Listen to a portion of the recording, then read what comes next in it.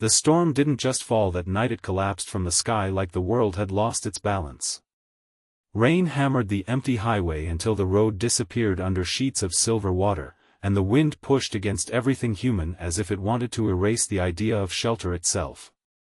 Somewhere in that chaos, a young girl stood at the cracked glass door of a forgotten roadside motel, holding a small soaked bag to her chest like it was the only proof she still had a future. She had traveled too far to turn back. And she had nothing left that could make going forward feel safe. The motel clerk, exhausted and indifferent in the way people become after too many storms and too many strangers, looked at her reservation slip and then at the empty parking lot swallowed by rain. There was only one room left. Only one bed. No alternatives. No neighboring towns within reach. The clerk explained it with the kind of calm that doesn't understand consequence, as if weather and fate were simple inconveniences rather than turning points in a life. The young girl's name was Mira Kaur, and she had come with a dream too fragile to survive another setback. She was supposed to reach the city by morning for a scholarship interview that could decide whether she stayed trapped in her small, struggling village or stepped into a future she had only ever seen through cracked phone screens and borrowed books. Every mile she had traveled had cost her something: money, comfort, certainty, and now possibly even dignity. Standing behind her in the lobby was a man who had arrived on the same broken bus she had. He was quiet in a way that made people assume he preferred to be invisible. His name was Adrian Vale, and nothing about him suggested comfort or ease. His coat was worn, his shoes carried dust from places he never mentioned, and his eyes held the tired patience of someone who had stopped expecting the world to be gentle. When the clerk repeated that there was only one bed, something shifted in Mira's expression. It wasn't anger or fear alone. It was the kind of exhaustion that comes from being tested one time too many. She expected judgment, inconvenience, refusal. Instead, what she got was silence from the man behind her, followed by a decision so simple it barely felt real. Adrian took the chair, not because it was easy, and not because it was noble in the way stories usually pretend. He simply placed his bag down, glanced at the small cramped room, and chose the corner chair as if comfort had never been part of his life anyway. The gesture didn't come with explanation. It came with certainty, as though he had already lived enough nights without softness to know how to survive another. Mira didn't understand it at first. People didn't usually give up comfort without expecting something in return. But Adrian asked for nothing. He didn't even look at her for approval.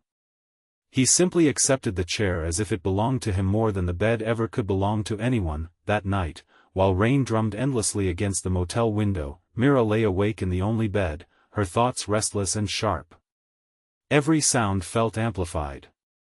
Every creak in the walls felt like a warning. But beneath all of it, something unfamiliar settled in her chest. It wasn't safety exactly. It was the unsettling presence of kindness that didn't demand repayment. If this story touches your heart, take a moment to like, comment, share, and subscribe to the channel Echo Tellies, especially if you believe in kindness and second chances that change lives in unexpected ways. Morning arrived without sunlight, only a dull gray wash that made the world outside look unfinished. Mira expected Adrian to be gone. People who gave up comfort usually disappeared before consequences arrived.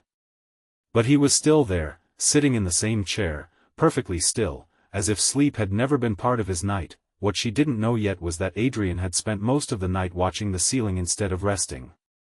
Not out of discomfort alone, but because sleep had become something unreliable in his life. There were memories that returned too easily when the world was quiet, memories of sirens, broken streets, and people he couldn't save. The chair was not a sacrifice for him. It was familiar territory. The storm eased by morning, but the roads remained unstable. Mira needed to reach the city before noon or lose her chance entirely. She stood outside the motel, calculating impossible distances, when Adrian quietly stepped beside her and observed the sky the way people do when they are used to reading trouble in weather and in life. Without asking permission, he suggested they leave early, before the roads became worse again. There was no insistence in his presence, only certainty. Mira agreed because she had no other choice, but also because something about him made hesitation feel unnecessary. The journey toward the city was slow and uncertain. Flooded patches of road forced detours. Broken-down vehicles lined the shoulders like abandoned decisions. Along the way, Mira began to notice things she hadn't seen the night before. Adrian didn't complain. Not once. Instead, he seemed to calculate every problem as if he had once been trained to handle situations where hesitation cost lives. At one point, when their shared bus connection failed entirely and they were stranded again at a small roadside stop, Adrian didn't panic. He simply adjusted, as if adaptation was the only language he trusted. Mira, however, felt her hope beginning to thin. Every delay felt like a closing door. She told him, in her quiet way, that she could not afford to fail this journey. Not just financially, but emotionally. Her entire future was balanced on a fragile opportunity that could vanish with one more delay. Adrian listened without interruption, and for the first time, something in his expression softened not pity, but recognition that he had once stood at the edge of a life-changing moment too long ago, when he had chosen duty over personal happiness and lost everything he thought would wait for him afterward. That past was not spoken aloud, but it lingered in the way he carried himself, in the way he never sat fully at ease anywhere. They eventually reached the city outskirts by afternoon, but the last stretch was still long. Mira's anxiety grew heavier with every passing minute.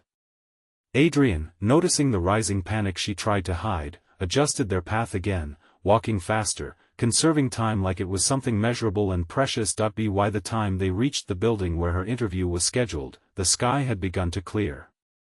Light broke through the clouds in uneven patches, as if the world itself was reconsidering its earlier anger. Mira stopped at the entrance, overwhelmed by the scale of what lay ahead. Adrian stood a few steps behind her, not crossing the boundary of her moment. He did not offer advice or reassurance. He simply remained present, steady like an anchor that refused to announce itself. What Mira didn't know was that Adrian had quietly ensured she reached on time by giving up everything unnecessary along the way: food, comfort, even the last bit of money he carried, used to secure faster transport when delays became unavoidable. He never mentioned it. He didn't need acknowledgement. His choices were not performances. They were habits shaped by years of learning what mattered when everything else fell apart. Inside the building, Mira disappeared into the interview process that would decide her future. The waiting outside felt longer than the entire journey. Adrian sat on a bench across the street, watching people pass, none of them noticing the man who had chosen a chair over a bed the night before as if it was the most natural decision in the world. Hours later, when Mira finally stepped out, something in her face had changed. The tension she had carried like armor was gone. In its place was disbelief, slowly turning into joy too large to contain quietly. She had been accepted into the program. Her life, once balanced on the edge of uncertainty, now had direction. She stood still for a moment, as if afraid that moving would break the reality of it. Then she turned, searching for the only person who had been beside her when everything could have fallen apart. Adrian was still there, waiting without expectation. When she told him the outcome, her relief spilled into gratitude so overwhelming it nearly became tears. But Adrian's reaction was simple. He nodded as if this was always the most likely outcome, as if kindness had merely aligned with logic. What Mira would later learn, though not that day, was that Adrian had once worked in emergency response before leaving that world after a tragedy he never fully recovered from. He had stopped believing in permanence, but not in responsibility. Helping strangers had become his quiet way of making sense of a life that no longer followed its original script. Before they parted, something unspoken passed between them. Not obligation. Not debt. Something closer to recognition. Two people who had crossed paths at a moment when one needed saving and the other still remembered how to offer it. Mira continued forward into her new future.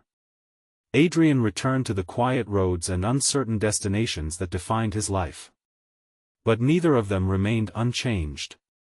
Because sometimes, a single night in a broken motel room is enough to remind the world that kindness still chooses to exist, even when it has nothing to gain, and sometimes, the simplest decision like choosing a chair instead of a bed becomes the moment that reshapes someone else's entire life. Before this story ends, there is a special request to those listening.